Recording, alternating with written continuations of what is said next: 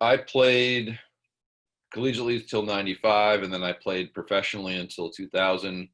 Made a decision to stop playing, whether good, right, or right or wrong, good or bad. I just made the decision when I was 26 to stop playing. Got into coaching. 'Cause I really didn't know what else to do. Had a degree in marketing, had some sales experience, some management experience. Um, in the off season, working for Enterprise Rent a Car, and just didn't really want to be behind a desk.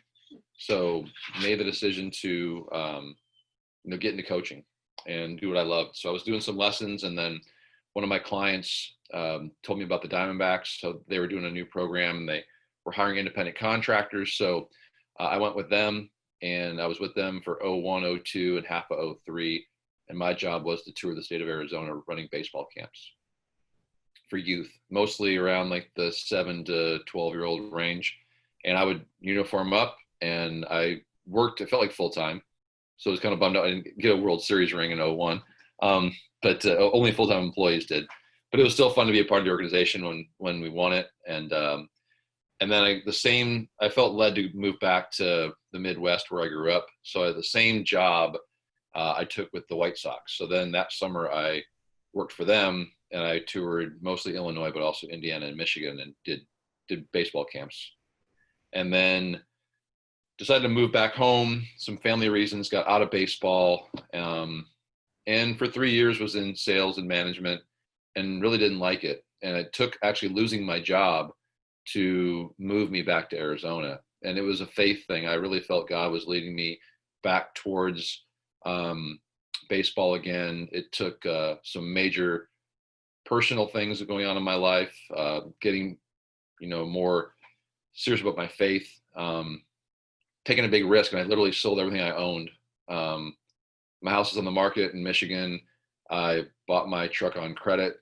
I bought a trailer, and I literally, within 10 days of getting fired, I moved back to Arizona, and I took a chance. I lived with my mom till my house sold, waited about 3 or 4 months, and then bought a house in Scottsdale where all my clients were at. 'Cause I was driving um, round trip, probably 75 to 100 miles a day from Sun City West to Scottsdale, and just showed up to Little League fields, handing out business cards saying, "This is who I am, this is what I'm doing."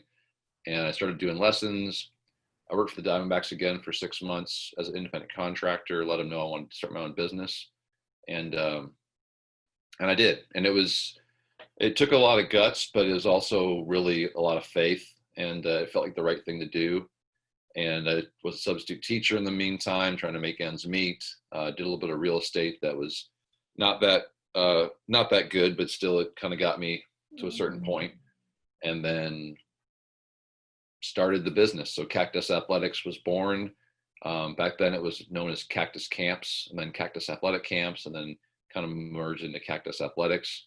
Went from having 1 or 2 clients to being in front of the state of Arizona, giving 2 years in a row. I gave one about hitting and one about throwing mechanics to the entire state, all the state presidents, and had a lot of favor in that.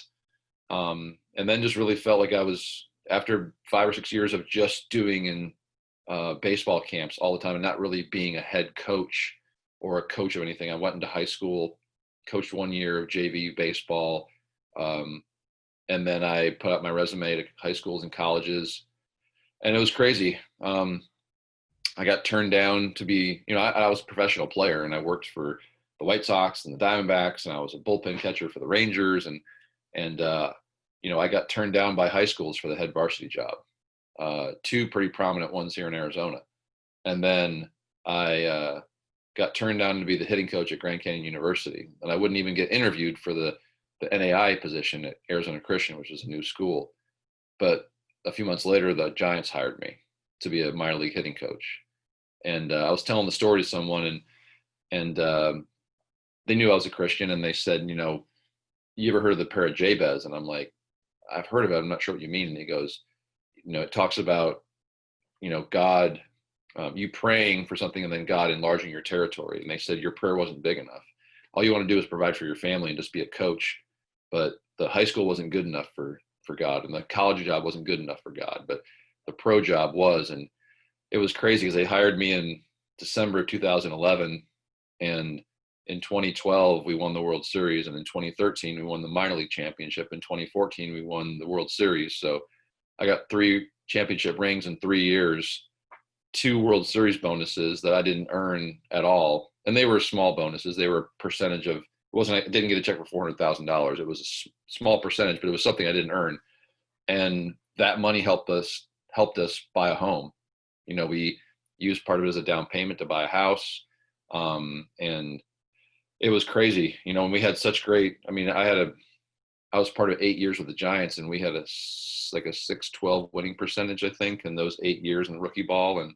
And during that time, I was also, running our business, and then I felt like it was too much to work full time, her work full time, run a business full time. So I started to pull away and do the business less, so I could focus more on my job and my family, and really just be more of a dad and a husband. So the one thing I would definitely tell people is, guys who are coaching and they have so much passion for it, and they throw their whole life into it, is I would never want to pour so much into others and others' kids where it affects my own family. So I can't imagine, pouring into all these other 10 and 12-year-olds, and then my other 2 lay in the wake of not seeing their dad and being an absentee father. So, I've always talked to people, and because I'm a man of great faith, and I'm not a baseball coach who's a Christian. I'm a Christian who coaches baseball. It's just, I'm not defined by what I do. When people talk to me, usually I talk about my family and my faith. I don't just say I'm a baseball coach. It's more about, this is who I really am.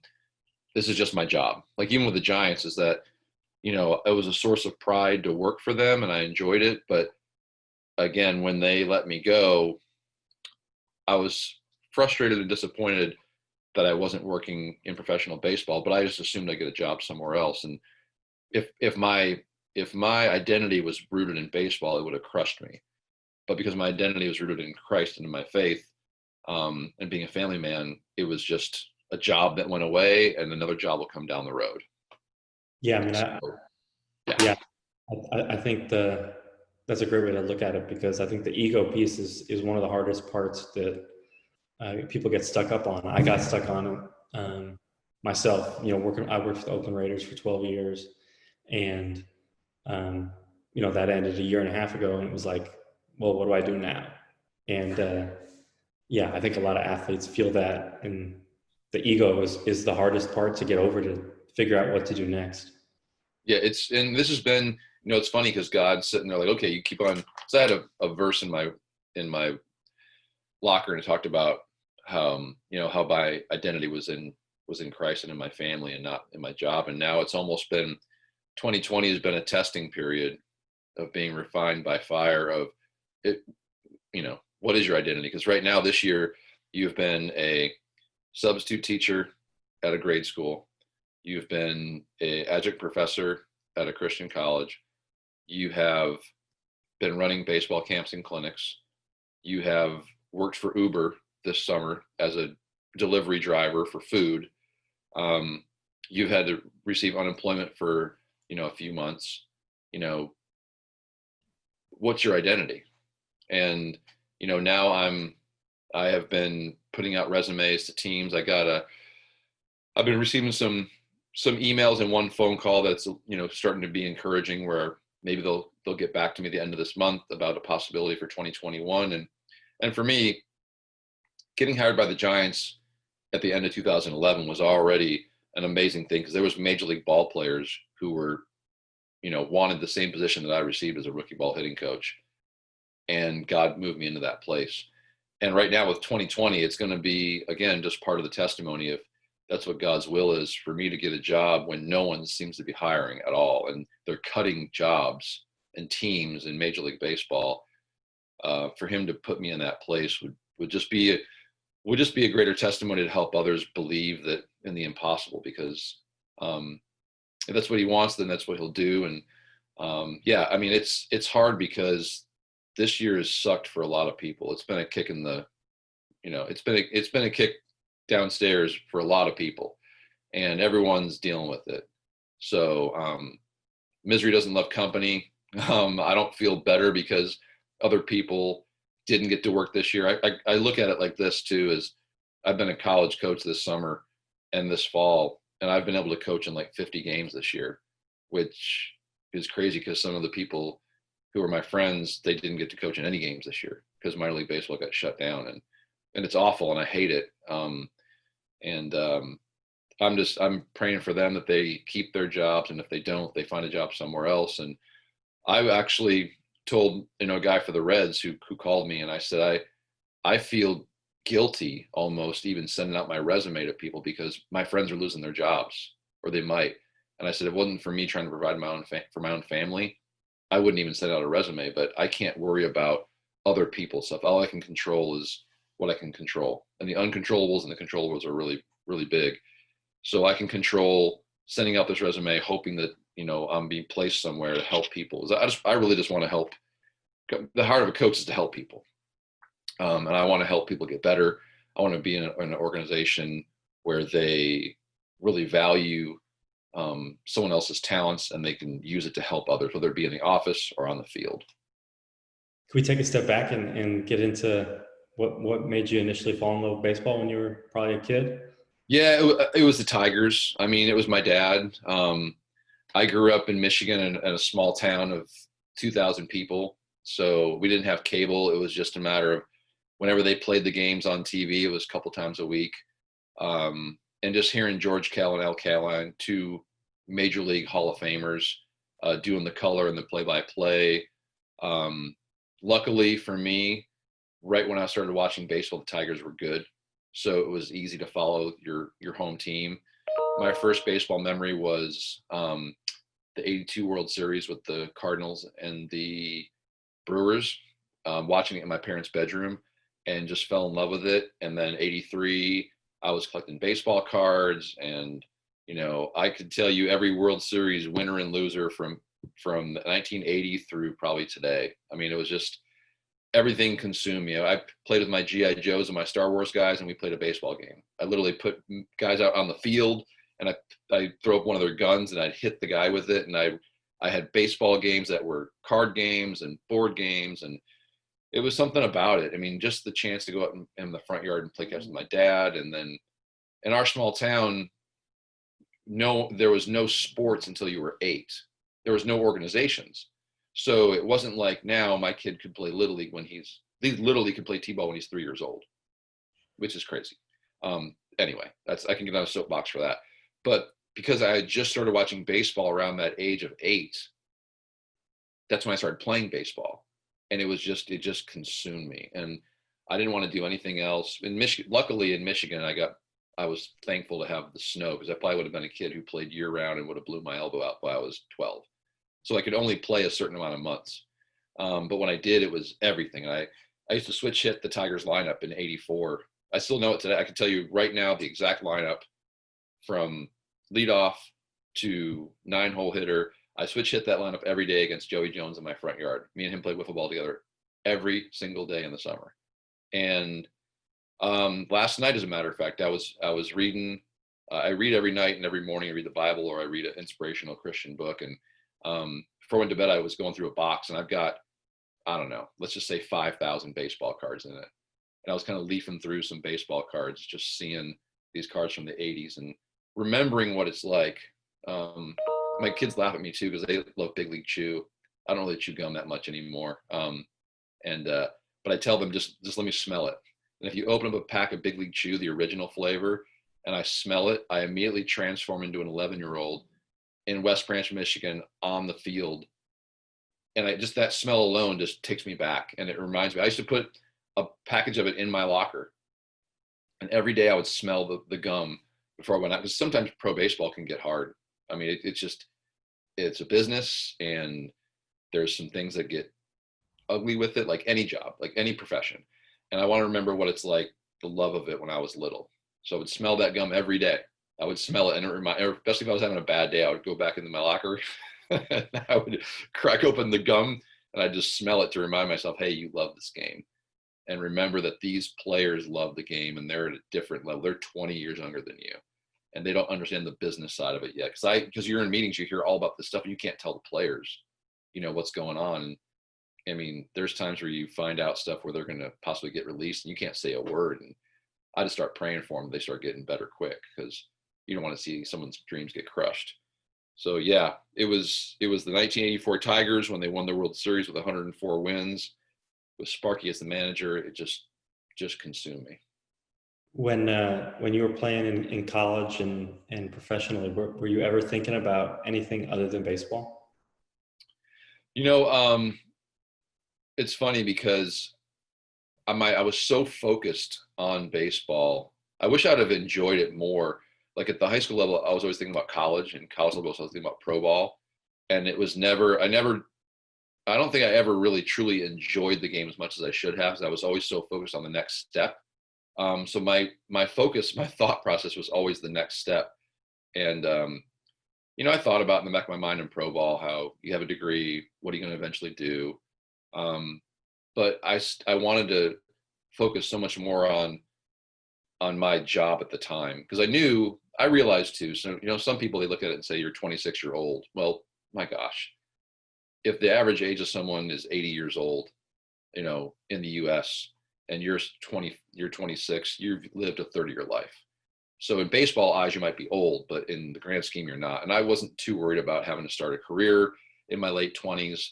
I wasn't gonna, be scared off as a 21-year-old of having to play for $600 a month as a minor leaguer and not take a job right away out of college.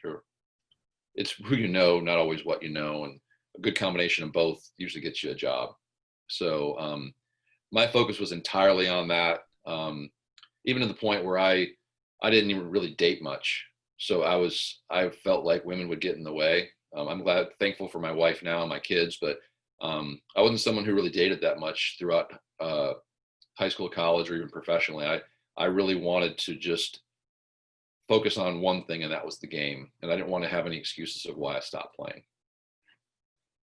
So when you stopped playing, you said you were 25 or 26? I was 26. I had a couple offers. I got released by the Angels in spring training. Went to go play independent ball, and I was just sick and tired of getting released and getting told I wasn't good enough. And I finally bought into it, I think. I got offers a couple years later to go back and play, and I just decided not to. I was a utility player my entire life. I was an infielder, outfielder, became a catcher, and it was hard at times when you're not getting playing time and you're not producing. When you do get playing time, and every year having to play for a new team or a new organization. So I think I finally just got sick and tired of being sick and tired, and the passion of playing started to go away. So I let some of that doubt and some of the naysayers creep in when I probably shouldn't have, because I had more gas in the tank. But I guess I got tired of fighting, and then I decided to move on to coaching, and I started to really enjoy it. So I think the more I enjoyed the coaching, the desire to play went away.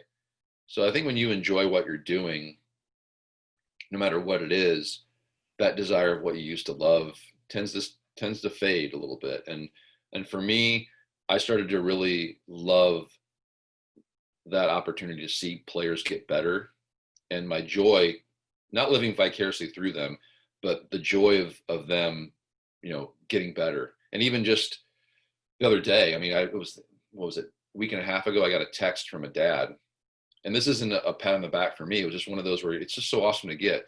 He's got a 14-year-old kid. We've been hitting together for about 4 or 5 months, and the kid went 14 for 15 in the tournament with 6 RBIs and like 5 extra base hits. He went just bonkers. Like, he was out of his mind. To see that some kid be that successful one weekend, and then you see the kid the next week and he's just so elated. It's like, I was on fire because I was unconscious. I don't know what happened, but like, I couldn't miss. And has nothing to do with me individually. It has mostly the kid figured it out. He figured it out and he applied it, and it went well. And I've been seeing some of the success stories, over the past 20 years, and and you're so happy. Like when you see a guy who you had in rookie ball as a, 19-year-old kid, and then 5 years later he's in the big leagues, and he's thanking you. And it's just a matter of, I'm just so happy to see you go there. I've told people in the past, my belt only has holes in it, doesn't have any notches. I'm not a guy who sits there and goes, yeah, that guy's in the big leagues because of me, or that guy's because of me. No, I don't put notches in my belt. For me, I just got holes like everybody else. I put my pants on one leg at a time, and I keep my belt keeps them up, so that they don't fall down, because all I care about is players getting better and people coming, someday these men that I work with becoming good husbands and good fathers. Their success is all upon them, and I'm happy for it. And my heart breaks when they fail, but eventually, like being a dad, you got to let them be their own person. And I just love to see them do well. And I think that really, some of that passion, which was so intense for me to play, started to fade when I really started enjoying coaching. And did the coaching, the feeling of helping someone, did that like overtake that feeling that you had when you were playing, or was it just completely different? It was different. Like there's no, I was talking to my son 2 days ago. We were hitting in the cage. He's 12, and he was barreling some balls up. He's like, that feels so good. And he's using a wood bat, and I'm like, yeah, it's hard to beat that feeling. Like it's hard when you square a ball up and you don't even, you barely feel anything, and it goes 420 feet over the fence. It's hard to describe that. It's hard to describe the adrenaline going through your body when you hit a ball in the gap and you slide into third base for a triple. It's a different feeling. It was a good feeling. It's never the same as playing. Playing was, I can't replace playing. Playing was, I played with my rear end on fire, spikes high, not trying to hurt anybody, but playing hard, wanting to defeat you, wanting to outwill you, wanting to do whatever I could to win the game, and do it the right way. Nothing will ever replace that feeling, but it was still a good feeling. It's a different feeling, but it was still good, and good enough to where I didn't sit up at night regretting my decision to not play anymore. It was just different. It's like you love your mom and you love your wife and you love your daughter. There's 3 different kinds of love there, right? For me, it was a different love, maybe not, and it was still good. It was good enough to fill the void of not playing. When you were coaching in the minor leagues, when you got some guys that are on the fringes of making it, and maybe on the tail end, or seem like they're struggling. Like what was your like goal in helping them figure out what they would do with the rest of baseball? Yeah, I would just talk to them about my own personal experience. I would talk to them about the what I went through as an individual. Again, about the identity part of who you truly are. Talking to them, if they were to come to me, I'm not going to go to them and say, hey, you suck right now. You better think about what's going to happen next. It was, they come to you and like, hey man, I just don't know what I'm going to do next. And really it's just what you're passionate about. And I talk to them, what are you really passionate about? And, doing everything I can to help them while they're still playing. I usually do like a 4-step process where I'll give them a verbal cue. Let's say from a hitting standpoint, I won't tell them they're pulling out their front side. I'll tell them, to hit a line drive the opposite way, to give them a verbal cue. And then I go into a drill that'll help them. And then I'll go into a slight adjustment that will help them. And then I'll go into a full-on change. If the verbal cue doesn't work and the drill doesn't work, and then the small adjustment doesn't work, then you go into a full change. And that's the process I did as a coach, is I would hopefully the verbal solved it. But if not, then step 2, then step 3, then step 4. And, off the field stuff, guys knew that they could come to me, because I made it a point to know their first names, not just the name on the back of their jersey, know about their family, know where they grew up. I would just talk to them. Whenever they got drafted, I would always do a background check, not like more like where'd they get drafted at, where are they from, and then just start ask leading questions just to get to know them. So they knew they could come to me. And for me personally, I just wanted to be able to be that guy that, hey man, hey, this happened to me. And you know what? It was hard because I did magazine subscriptions and I worked in restaurants and I worked in grocery stores and trying to find my way. And then for me, coaching was the natural gravitation to what I was going to do. You might end up being, in business. What did you study in school? What do you really like to do? And letting them know that just because you didn't make it to the big league doesn't make you a failure. I mean, when they run the numbers, was it 10%? I couldn't tell you update numbers. Less than 10% of people who play a high school sport even get to play in college. And then less than that make it to professional. And then even when you're drafted by a professional team in baseball, less than 10% of those guys actually make to the big leagues. So just because you get drafted by a professional team, you're part of the 0.001% of people that's ever played a sport in the entire population of the world. So you've already made a huge, huge accomplishment. To me, it never mattered. I didn't care about anybody else. I cared, and I felt like I was a failure. I didn't make it. But then people coming alongside me and helping me and realize that, hey, you know what? You did everything you could. Every night you look in the mirror, I did everything I could. And if you still have gas in the tank, you keep playing until they rip the jersey off you. And once they rip it off you or you make the decision, you live with it and you move on. And you're going to be great no matter what. And again, it's just about what we're defined by. We really got to get down to the core issue, I think, is what defines us. And if the sport defines us, there's a problem, because the sport will always go away, either by you quitting or you being injured so badly that you can't play anymore, or you retire, which is a better way of saying that I quit. I mean, just a cooler way to say that I'm done because I'm 40 years old. I spent 20 years in the big leagues. I'm retiring. Yeah. I mean, you deserve to retire. People don't retire typically when they're 25 years old. You just stop playing. Or again, the injuries mount up and it's no longer worth it because it hurts so much to get out of bed. Then it's not worth it anymore. And you find another passion. When you were doing some of these other odd jobs and stuff, what was easy? What was like, man, people are like, this is so much easier than baseball. None of it was easier than baseball. It was awful. Working as a waiter and as a bartender and selling magazine subscriptions like Cat Fancy and Hot Rod, doing a night stock boy. Baseball was so much. Now hitting a slider at 90 miles an hour is hard, but none of it was easy because I wasn't passionate about it. Anything you're passionate about, I think, is easy because you want to work at it. I wasn't passionate about any of those things. It was literally, and we would joke as minor league ball players, we work in the off season to afford to play baseball. Because when you're getting paid $1,000 a month, you got to make about $3,000 a month in the off season to store up all that money to pay for your summer and your spring. Because you're going to make over 6 months, you're literally going to make maybe $5 or $6 grand pre-tax. So we only work to work for the summer.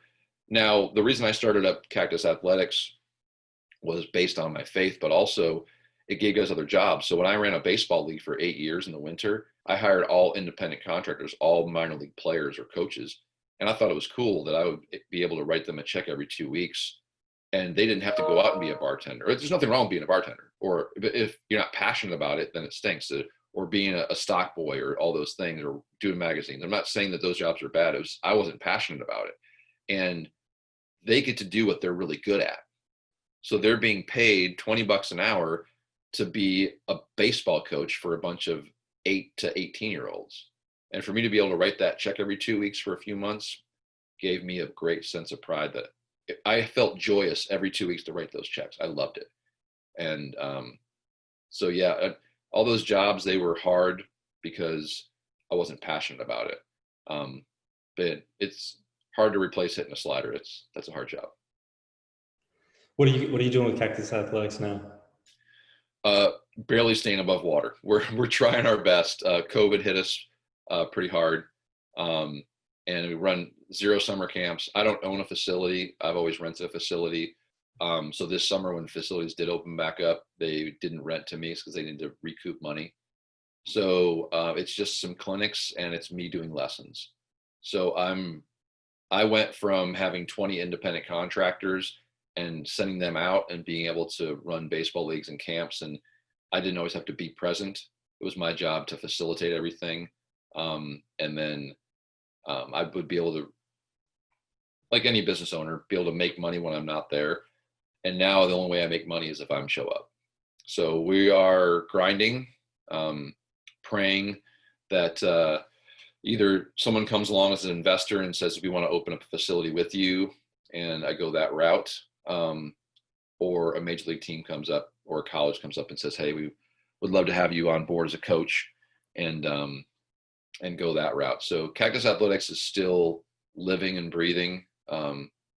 Right now, it's in grind mode, which is what I am. I've been a grinder since I was, 10 years old. So it wasn't always the most gifted athletically, kid on the team, but I was usually the hardest worker. So, but again, I can't complain. God's been providing for us. My wife's gotten 2 promotions in the past 12 months. We've been blessed by people left and right, and we're making it. We live in Scottsdale, Arizona. We have a home, we have food. We're blessed. We don't live in a third world country, in a shack that's where 4 or 5, 6 people live in the size of our bathroom of our house. So we're, in perspective, we're very blessed. It's hard right now for a lot of people, and we're grinding it out. I appreciate you, man. I really enjoyed talking. Baseball for me that's what I did. I lived baseball from the age of 6 to the age of 14. I wish I was a little bit more talented, and I could have maybe had something else last a little longer. But I scouted football players for a living, and I scouted myself as a kid, and I wasn't good enough to keep going. But I really enjoyed talking with you and hearing your story and hearing about baseball and your coaching and your playing days. Yeah, well, I appreciate it, man. Anything I can do to help athletes, and again, especially guys who are transitioning, from their playing career, it's tough. So the 20s, I think the hardest decade of my life was probably my 20s, because it was a transitional year, like trying to figure out what the heck I am. And I think I didn't really get serious about my faith until my 30s. So my 20s would have been earlier if I'd have been in a better place spiritually. But it was a long road, but it's a road now that I can use all the stories to help other people with my testimony. So yeah, anytime I can help somebody, let me know. Awesome, Billy. I appreciate you, Coach. Thank you.